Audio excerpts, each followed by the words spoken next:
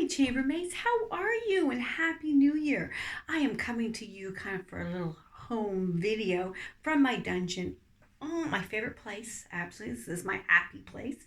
And coming to you from the couch.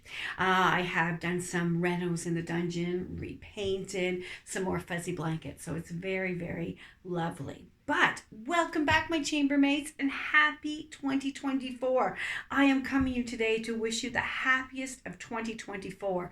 We're going to be talking just for a few minutes today about some changes for the show.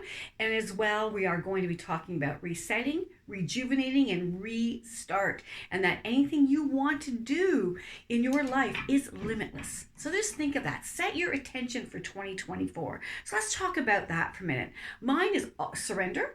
I'm bringing over surrender from 2023. Surrendering is not just a great kink term.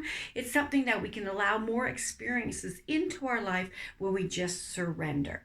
My verbiage for 2024 is speak my truth. Speak my truth. I'm just going to relay and be personal to you as I always am and always truthful to you. And that's why I'm in a nice cozy spot here on my couch. In being truthful and speaking my truth I have not always spoke my truth in relationships. You come to me as a dom, you are going to get the truth.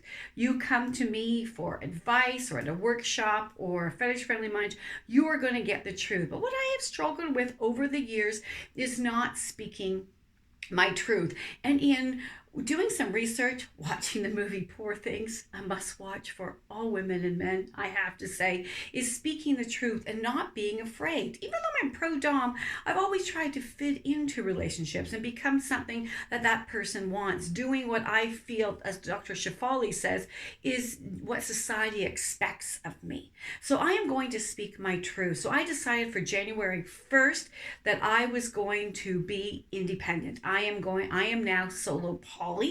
I'm going to be doing a podcast on relationships. Don't do what I do. Watch for the details on that. And I am going to be working on myself so that I am better for you each and every week when you come and see me, when you read my book. The book's coming along, by the way, so watch for that. Should be done by Christmas of 2024. So all these things are happening. I'm able to do this because I did some human house cleaning. My nesting partner and roommate, platonic, really finds that very funny. When I say human house cleaning, it sounds very harsh. But think of someone in your life that doesn't create positive energy, that you don't get excited about. And I know it sounds really sad and heart-wrenching, and it is, because when times with people in our lives come to an end, it is very sad. And you need to give yourself time to process, to rejuvenate, to reset, and to restart. And it's okay if you're sad and mad. You're really going through the stages of grief with a breakup. Let's be truly, truly honest. So on that note, it's with a very heavy heart that I am sharing with you that Bradley, producer and editor for 15 months and everything in between, and I have parted ways. I know it's very sad. It is. I understand. I understand that a lot of you looked up to us as a couple. When we were out, I'm getting emotional, I'm telling you. When we were out at X, when people said, where's Bradley? I said, well, we're taking a break. And then eventually we have unwound to being where we are today, taking our own space. So we were known as the power couple, which we did not know that. And that comes with a lot of responsibility. But what we realized, and again, I'm being really, really speaking my truth, is I am not proud of this, but we didn't practice what we preached. We did for about 8 episodes. We took it down because I felt it was hypocritical for the time, is that we weren't speaking our truth, we weren't communicating. When you don't ain't able to see each other a lot, then it's hard to do that communication. We actually just decided together, it was mutual, that I hope he's watching this, he agrees, is that we're going off in our different directions. We're just our family life and everything just doesn't coexist. And I really feel you need to coexist and work towards a plan. I was working towards something else. He was working towards something else.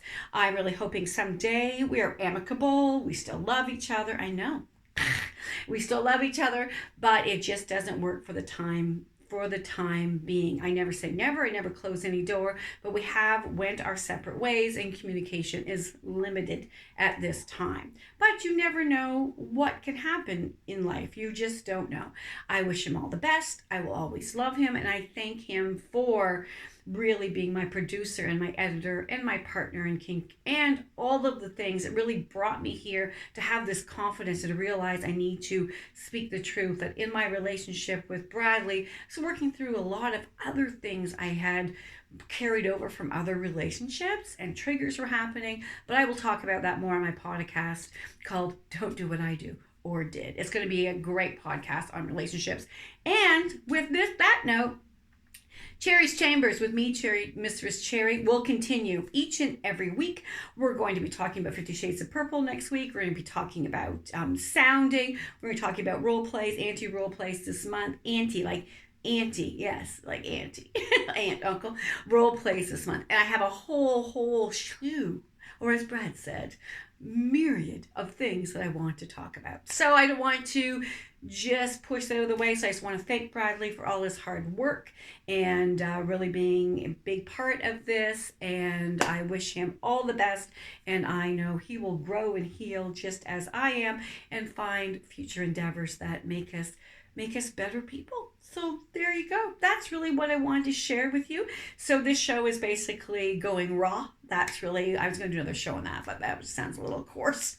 So we're going raw. So you won't get all the fancy introductions and all of the things, but you will still get the good, honest, as you can see, heart to heart and real content on learning more about BDSM. Some people are like, oh, sounding, what's that?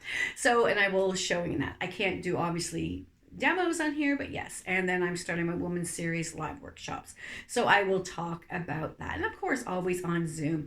So that was that. As I sit here before you, I just know the title. I wasn't sure where this was going, to be honest. So you are all awesome, and I'm doing this from my phone, so if it looks a little different, to be honest with you. So you're all awesome. Happy New Year. Set your intentions, rejuvenate, reset, get yourself grounded, have a morning routine, whether it's meditation, walking.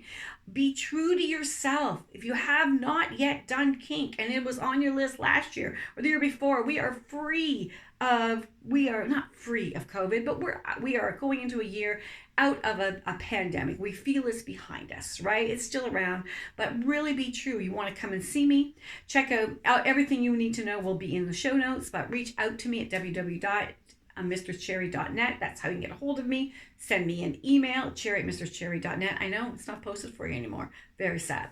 But you can catch up. Follow me on all social medias, Fetlife, and all the things. If you're missing anything, go back to all the other show notes that are, and you can see everything that you want. But Happy New Year. Happy 2024. Be true to you. Keep it kinky. Until next time, my chambermaids. Thank you for listening.